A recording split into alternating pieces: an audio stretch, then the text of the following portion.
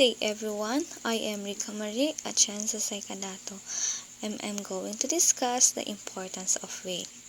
The importance of weight and performance belief for the young single woman and parents with the children both are different, resulting in a different grocery shopping. Let's proceed the importance of weight. We will have two types of picture. First, the young single woman and the parents with the children. And look at the rating scales. It describes how very important and indicating it very unimportant.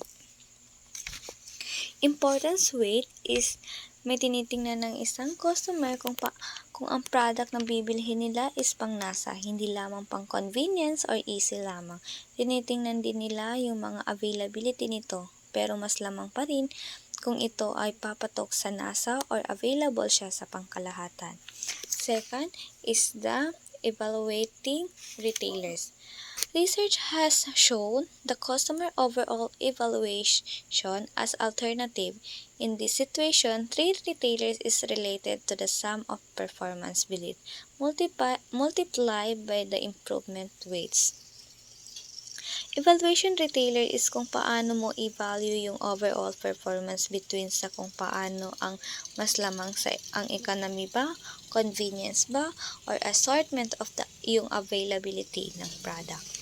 Next is implication for retailers.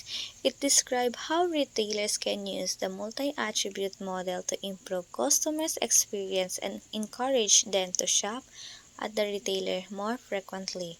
Retailers need to do market research to collect the following information. First, the alternative retailers that customers consider. Second, characteristic that benefits that customers consider when evaluating choosing a retailer.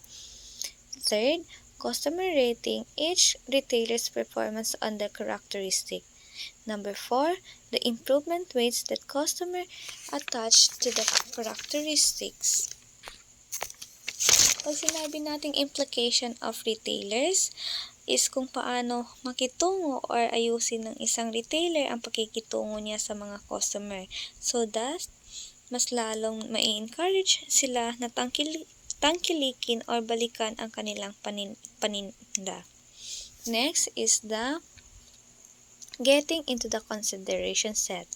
Retailers need to include in the customer consideration set or the set alternative the customer evaluate when making a choice or retail to patronize.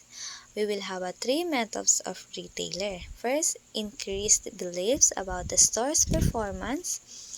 Second, change customers' improvement weights and new benefits.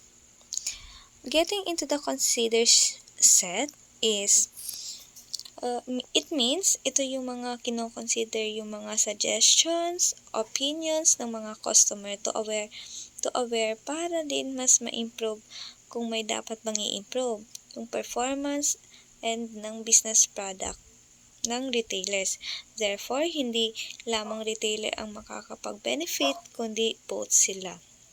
Next is changing performance belief. It involves alternating customers' belief about the retailer's performance by increasing the retailer's performance rating on characteristic.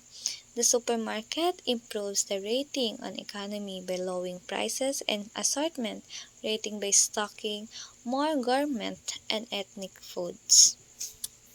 Pag sinabi natin changing performance belief, is kung ano yung feedback ng mga customers sa performance ng mga retailer. Kung nag-i-improve ba ang kanilang paninda at napapagaan ba nila lalo ang pamimili ng customer, especially yung mga availability ng kanilang product or yung mga alternative product nila napapatok din. Next is changing importance weight. Retailers might try to add new benefits to the set benefits consumers' consideration when selecting a retailer. It offers merchandise and it's fair trade made by workers who are paid a fair wage, not just a minimum wage.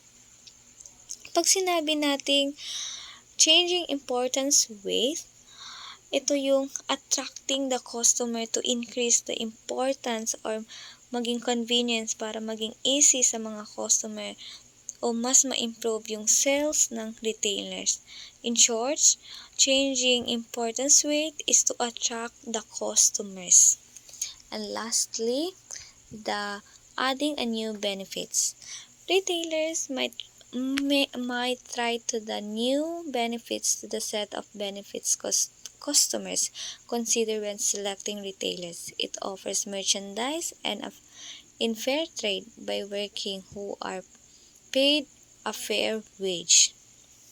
Pag sinabi nating adding a new benefits is kung paano dagdagan ng mga retailer yung mga products, especially yung sa price ay binababa or nagkakaroon sila ng buy one take one at nakaka-benefit din ang customer the more na mas competitive yung paninda or magpro-provide sila ng improvement sa kanilang paninda, mas naa-attract yung mga customer, especially both of them, the retailers and customers benefit to the product. And that's all my report, and thank you so much po.